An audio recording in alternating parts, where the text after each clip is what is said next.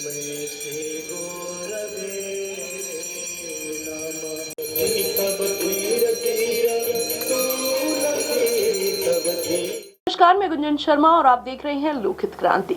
गंगा आरती, जिसके विषय में आपने कई किस्से और कई कहानियां सुनी होंगी और हो सकता है आप खुद भी गंगा आरती के साक्षी रहे होंगे। गंगा के तट पर शाम होते होते माहौल एकदम भक्ति में होने लगता है। पुजारियों की भीड़ में दीपक की ज्वाला जो मानो आसमान को छूने की कोशिश करती है।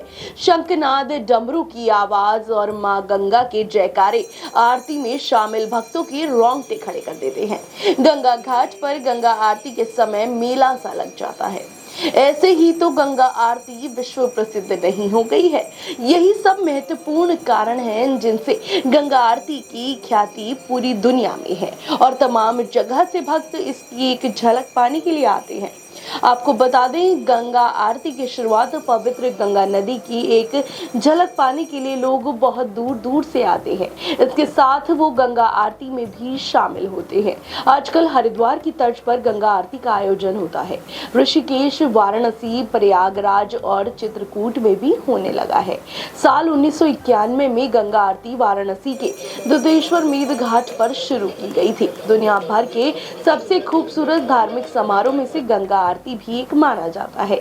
यह आरती सूर्यास्त के बाद होती है। गंगा आरती की शुरुआत शंखनाद से की जाती है, जिसे लेकर मान्यता है कि इससे नकारात्मकता ऊर्जा खत्म हो जाती है। पुजारी अपने हाथों में बड़े बड़े दिए लेकर मां गंगा की आरती करते हैं।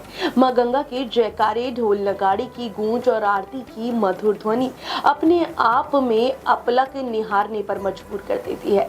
गंगा आरती की महिमा और ख्याति से न सिर्फ भारतीय बल्कि विदेशी पर्यटक भी खींचे चले आते हैं। शाम के समय गंगा घाट पर बड़ी संख्या में विदेशी पर्यटक भी गंगा आरती का हिस्सा बनते हैं।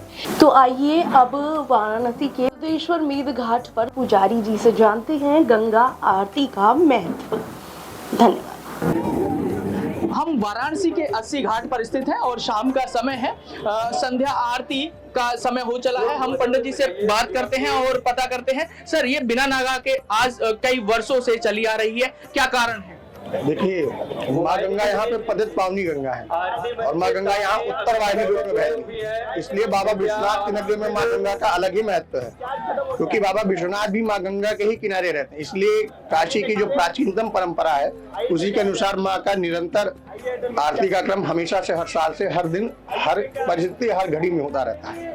जल भराव की स्थिति हो या कोई भी समस्या हो, वो लगातार चलती है। जैसे सूर्य कभी उगना नहीं भूलता है, ऐसी चांद है रात को दिखाई देता है। इसी प्रकार यहाँ पे वाराणसी के 80 घाट पर कभी भी बिना नागा के आरती होती आई है। काफी वर्षों से यहाँ पे आरती होती है। क्या एक ही परिवार आरती करता है? जी, परंपरा ये घाटों के भी जो पुरोहित समाज है उनका भी एक क्रम जो चलता आता है पीढ़ी भाई, उसी तरीके से घाटों की स्थिति और उसी के साथ में ही यहाँ पे उस परंपरा का पालन होता जाता है। नाम बता दीजिए। नाम मेरा शुभम है जी। हमारी शुभम से बात हो रही थी। मैं लोकहित क्रांति के लिए